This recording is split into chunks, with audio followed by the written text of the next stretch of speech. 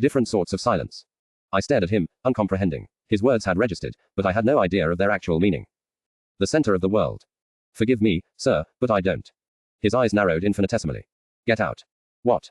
You understood me, I believe. I have told you what you wanted to know. Now get out, and shut the door behind you. But. This is an order. My hands opened and closed in helpless anger. I had no choice. I had to obey or be dismissed. And right now, I could see he was hungry for me to give him the chance.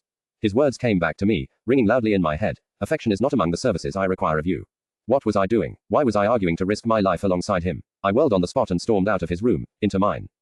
My room, the center of my world. But not the center of all the world. The center of the world. The words echoed in my head with ominous significance. What on earth could he have meant? He didn't give me much chance to ponder his strange revelation. As soon as I was in my office again, the door firmly shut behind me, I heard him get up from his chair and lock the door from the other side. It didn't take long until I heard a familiar plink from the wall beside my desk. The rest of the workday went by in a blur of fetching papers, and plinks and trying not to worry about the writer of the pink letters or what Mr. Ambrose intended to do. I shook my head. He couldn't really be planning to break into Lord Dalglish's. No. I mean, he was a businessman, not the leader of some street gang. Though, he hadn't practiced his business here in London, I remembered, but in some corner of the former colonies.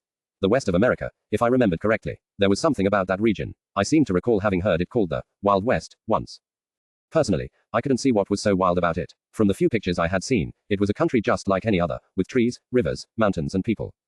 Though, now that I thought about it, most of the people in the pictures I had seen had carried guns. Just like the guards at Lord Dalglish's headquarters.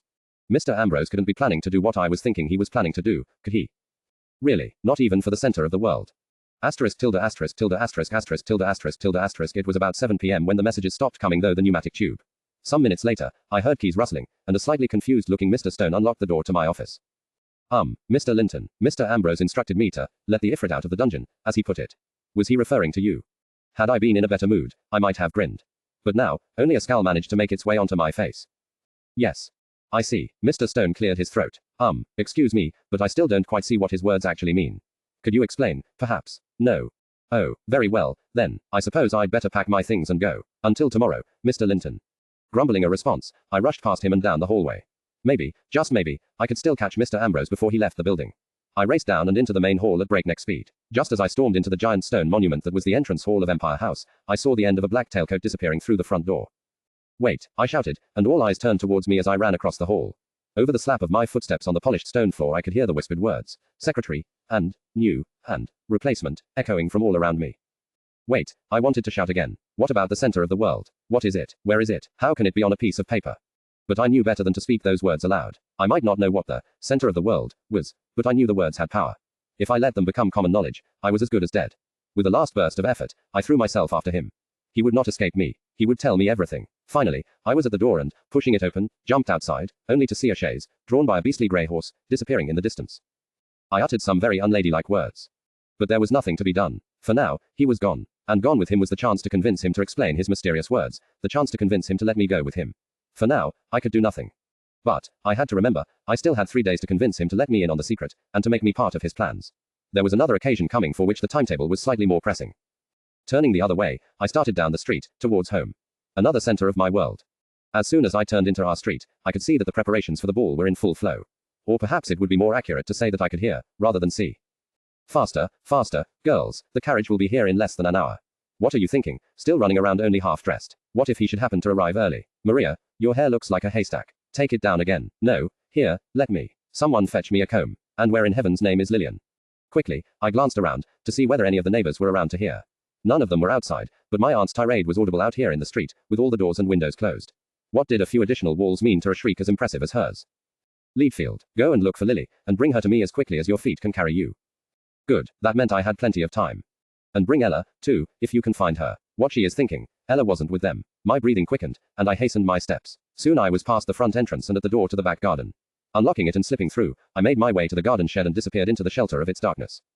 I was probably less than presentable when I did up the laces of my dress, but since I would take it off and exchange it for my makeshift ball gown as soon as I was in the house, I didn't think much of the fact. I was too concerned about the fact that my aunt hadn't been able to find Ella. Dear God, she couldn't just. No, not without saying goodbye to me. Don't jump to conclusions, I told myself. It doesn't have to mean the worst. The worst. What I had feared all along. That she had run away. In a dash, I crossed the last bit of distance to the door and pushed it open.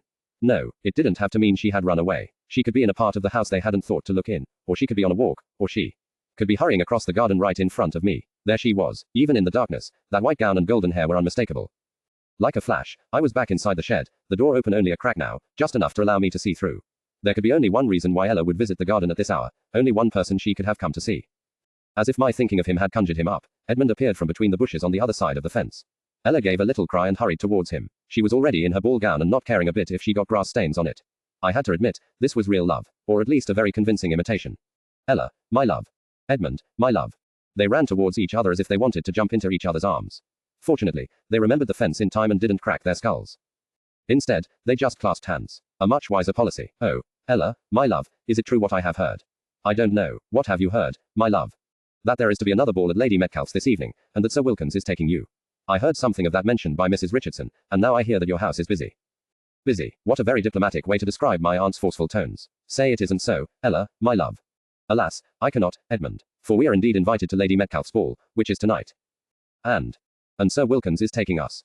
Taking you, you mean to say? We will all go. I, Aunt, Gertrude, Lisbeth. Edmund's eyes were aflame. But it is you he wants there. You he wants with him. Ella shuddered, her hand slipping from his. Don't you think I know this? She asked. Don't you think I wish every waking moment it weren't so? But I cannot wish him away. Edmund's freed hands balled into fists. Neither can I have tried often enough. But, Ella hesitated. But what, Ella, my love? But maybe I can wish myself away. He looked confused. Ella hesitated again, then suddenly set her small chin and looked up at him. Take me with you, she said, her voice trembling, her eyes too shining. Please. I do not wish to go to this ball. I do not wish to dance with Sir Philip. I do not wish to be in any man's arms but yours. Take me away from the place, just as you said you would.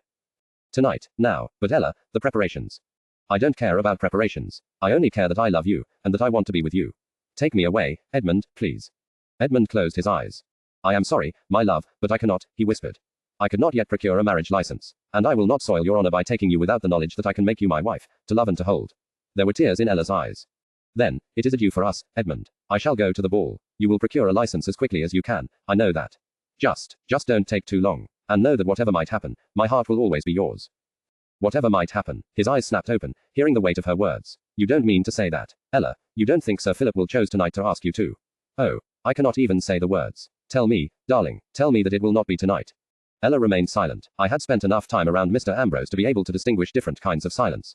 Hers was the silence of someone who wished to speak, but could not. Ella, with both hands, Edmund reached through the bars, attempting to grasp her shoulders. But she retreated a step, out of his reach. Ella, at least tell me that if he asks you tonight, you will not say yes.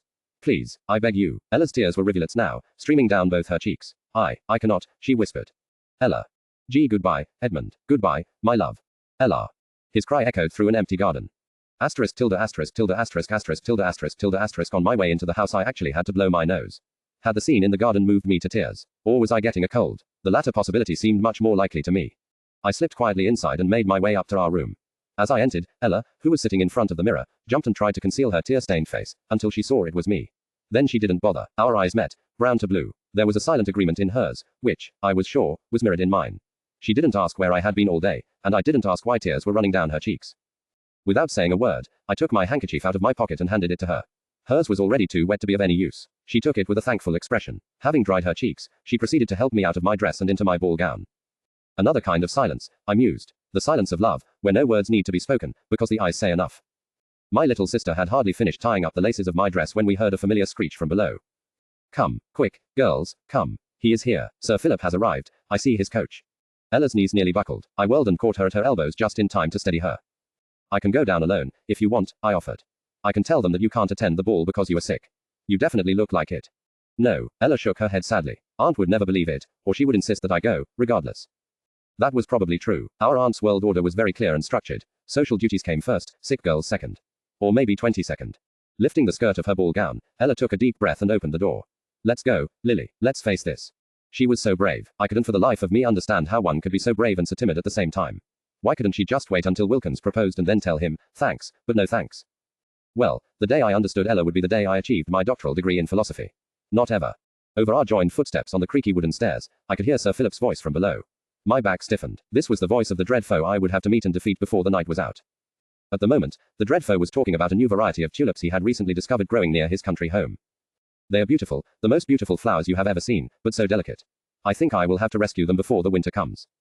I see. How very considerate of you, my aunt said, smiling one of her brightest and most fake smiles. Now, if they just could keep each other occupied for a few seconds longer, maybe Ella and I could sneak past unnoticed and get seats next to each other in the coach, with Ella in the corner. Then, at least, she would be saved from tulips for the ride to the ball. Catching her eye, I gestured to the door, and she nodded. Slowly, we started towards the door, behind the backs of both Sir Philip and our aunt. Winter is such a harsh season, don't you think? Wilkins sighed. All the little flowers dead and buried under snow. And in the house, too, it produces such a cold atmosphere. You know, I have long been wondering whether there isn't something I could do to counteract that, and I think I have found the solution. He sighed significantly. I think it is time to make a permanent change in my home, if you understand what I mean. My aunt's eyes flew wide open, practically glowing with greed. From one moment to the next, all her attention was on Wilkins. So was mine, and Ella's. We both had frozen in place and were staring at our terrible enemy.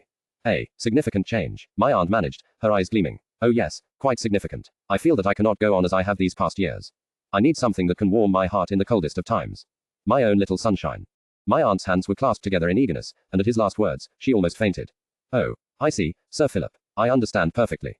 My eyes flicked to Ella. She was leaning against the doorframe, her face ashen. Apparently, she, too, understood perfectly. And when will you be initiating this change? My aunt inquired. As soon as possible, the accursed Wilkins said with a dreamy look in his eyes. Why postpone something that can bring so much happiness to one's life? True, very true. Ella was in motion again, then, hurrying towards the door.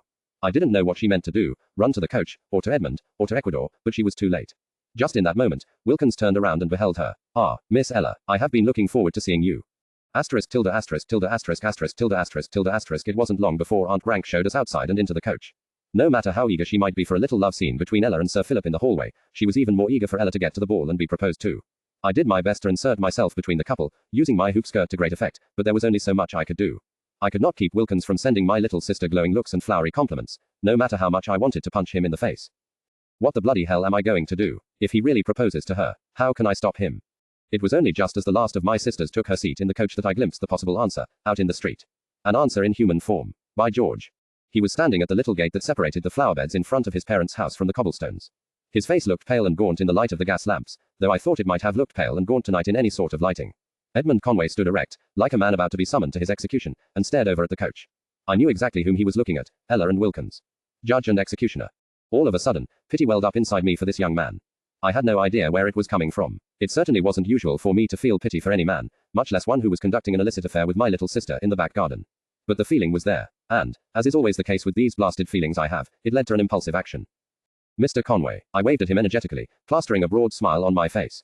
How nice to see you. What brings you out at such a late hour? I had called quite loudly enough so neither he nor anyone else could ignore it. Hesitantly, he detached himself from the garden gate and came towards us. I was watching the stars, he said, his gaze fastening on Ella's face. I bet you were. 2 particularly bright, blue stars, What a happy coincidence you're here, I proclaimed, before my aunt, who looked like she'd eaten a wagonload of lemons, could say otherwise.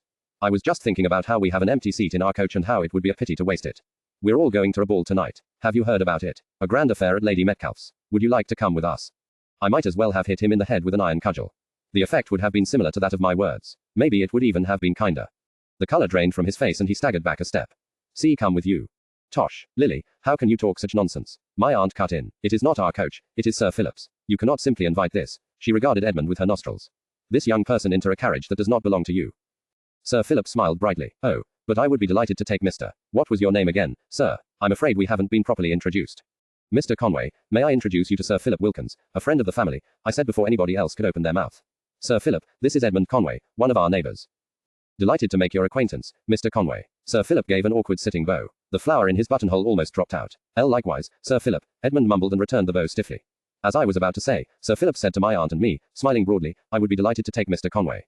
Lady Metcalfe said I could bring as many friends as I wished, and such a charming young man would make an excellent addition to our party, don't you think? My aunt would have rather swallowed broken glass than admit that the son of a humble piano tuner could be charming company.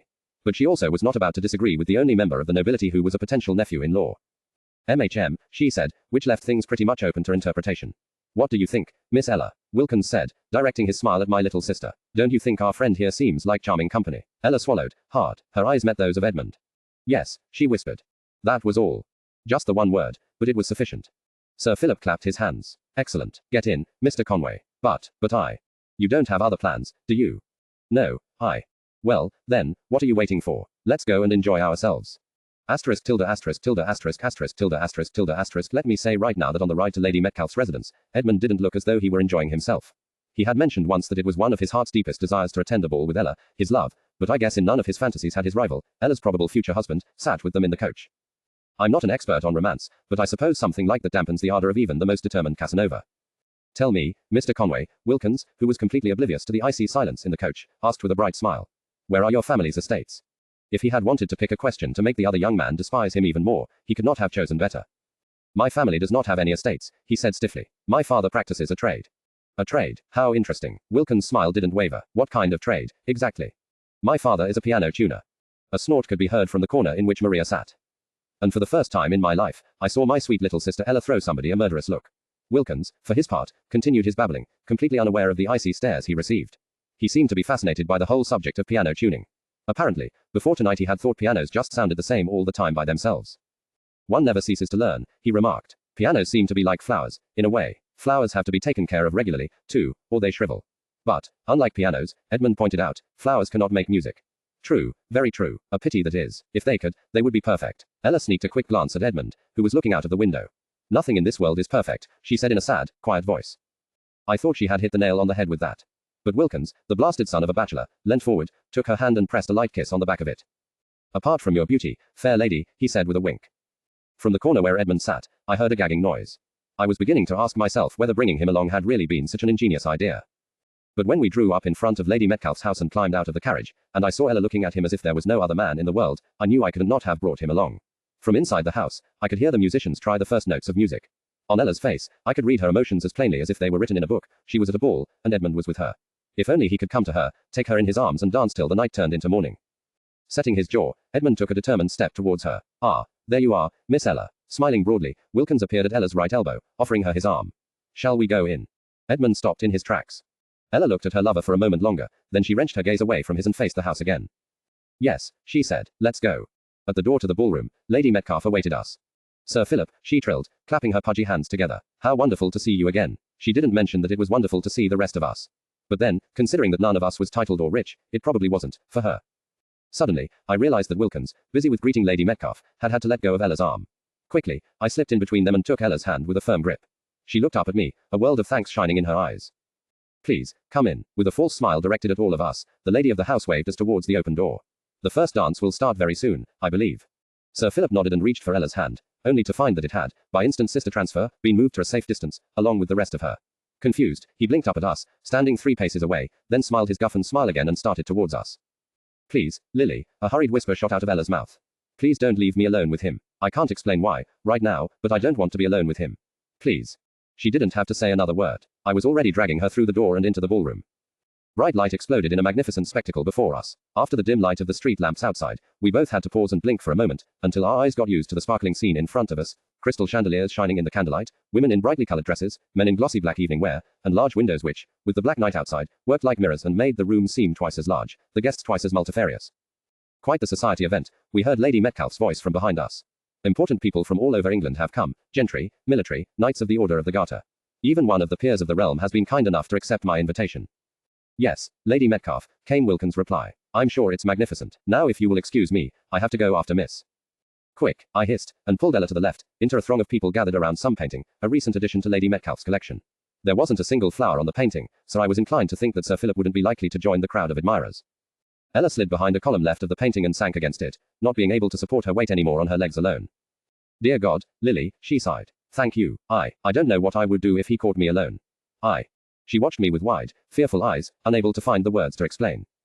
It's quite all right, I said, patting her shoulder with a reassuring smile on my face. I wouldn't like to spend all night in the company of such a nincompoop, either. She gave me a grateful smile. Yes, that's all. I just feel uncomfortable with him. Don't you worry, I'll keep you safe. Taking my hand, she pressed it, just for a moment, then let it go again.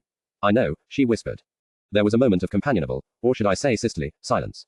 Around us, people discussed Dura's particular style. I, for my part, had no idea what his style was, if he had one at all, and if he had, what he did with it. But I really didn't care. All I cared about was that Ella was with me, and for the moment, she was safe. Lily. Ella's voice was quiet. I answered, trying to peer over the heads of the crowd to spot whether Sir Philip was closing in. Why did you ask Mr. Conway to accompany us? I stopped trying to peer, and started trying to think of an answer very, very quickly.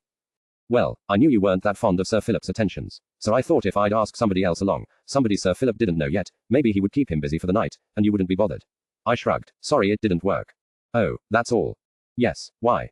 Ella seemed to relax. Nothing. I was just curious. Nothing my foot. Well, I added teasingly, I had hoped this Mr. Conway might be fond of flowers. In that case, he'd certainly have distracted Sir Philip for the entire night. That actually brought a little smile to Ella's face. No, he doesn't like flowers, they give him hay fever. She clamped her hand over her mouth. What did you say? I asked, pretending not to have heard her slip. Nothing, really. She looked away from me, to the left. I followed her gaze and saw Edmund standing with his back towards us, staring out of one of the enormous windows, into the black night. The yearning in Ella's eyes was so immense, it hurt to watch. Quickly, I looked away. What would it be like, the thought shot through my head, to care about another person so completely that you couldn't live without them? To care about a man. The image of a face appeared in my mind. Cold, hard, forbidding and so completely unreachable. I shoved the image away with all my might. To hell with it, to hell with him. What would it be like to care about a man? I didn't ever intend to find out. If this tragedy of Ella's had taught me anything, it was that men brought nothing but trouble. Trouble, and too many bouquets of flowers. Ah, Miss Ella, there you are. Blast. My head whipped around. There he was, Sir Philip Wilkins, the evil one. Why had I let my guard down? Why had I let my thoughts wander? Now he had discovered us. I started forward, to place myself before my sister. But then, something else started, quicker than I was, the music. With a few steps, Wilkins was in front of my sister, and bowed. My dear Miss Ella, may I ask for the honor of your hand for the first dance? Was it only I who thought there had been a slight pause before the words, for the first dance? Ella shivered like an aspen. Why yes, Sir Philip, of course. There was a thump and a muttered curse from the left. If I was not very mistaken, Edmund had just tried to punch through the wall. Wilkins, oblivious to both him and me, took Ella's shivering hand and led her off onto the dance floor, as the first notes of a quadrille floated through the ballroom. Ella threw a look over her shoulder, a last, long, desperate look, in answer to which I could do nothing but look back, helplessly. Then Wilkins spoke to her, and she looked away from me. Rage thundering within me, I stared after the fiend as he led my poor little sister off to her doom. Why hadn't I thought of this before? I could protect her while we just standing around, put myself as a barrier between him and her, but as soon as the dancing started, that was over. I couldn't interfere on the dance floor, not without making a scandal that would ruin my little sister's reputation. Was he going to propose now? Could you propose while dancing with a lady? You had to kneel down to propose, didn't you? I had to admit, I had little experience in the matter. Any man who had ever dared to fancy me had been chased away long before he got that far. Could you kneel down while dancing, or would the other dancers trip over you? Such questions and a million more assaulted me as I tried to burn a hole into blasted Wilkins' back with the sheer force of my gaze. This man was going to ruin the life of my beloved sister. Oh, if only this weren't a ballroom. If only I were alone with him, and had a parasol with a nicely sharpened tip in my hands, I would. Excuse me, I heard a man's voice from behind me. Are you intending to murder him in a dark alley later on? If so, I'm afraid I will have to stop you. A waste of tigers. I whirled around, my heart pounding. What? Who said that? Behind me, or rather in front of me now that I was facing him, stood a tall young man with long, curly dark brown hair. He wore an easy smile on his face and a triangular patch of beard on his chin that wasn't really a beard, just a statement. Look, I can grow hair here, if I want to. What did you mean? Who do you think I was looking at? Old Flip over there. He nodded towards where Sir Philip and Ella were dancing. Did he mean Sir Philip? But I could have sworn that wasn't what he said. Who? Flip. Well, Sir Philip to you, probably. Are you planning to assassinate him? You looked like you were. So I thought I'd ask. I'm his friend, you see, and friends usually try to prevent that sort of thing. Their friends getting assassinated, that is. Always such a messy business, and funeral costs are steep these days. I shook my head, having no clue what to say to that, particularly considering I wasn't even supposed to talk to this man. You weren't supposed to talk to anybody unless you knew them, and had been introduced to them. That's how society worked. Who are you? I finally managed. Oh, I am so sorry. His smile widened and he gave a snappy bow that made his mahogany locks fly. My name is Carter, Captain James Carter to be precise. I apologize for accosting you thus without being formally introduced, but when there is something important at stake, like the impending violent slaughter of a close friend, I tend to forget social niceties. I looked back and forth between Wilkins on the dance floor and this fine specimen of military manhood in front of me. You are a friend of Sir Philip's. I believed I already mentioned that, yes. My eyes, which had been fixed on his face before, wandered down to take in the rest of him. He didn't look like the average man, exactly. For starters, he wasn't wearing a uniform, very strange for military men, who generally used the shiny redcoats to attract silly girls like flies. Instead, he was wearing a dark blue tailcoat and beneath it a waistcoat decorated with. Wait a minute. Your waistcoat has tigers on it, I said. Golden tigers. Ah, yes. His smile widened, as if I could not have hit upon a subject that suited him more. Do you like it?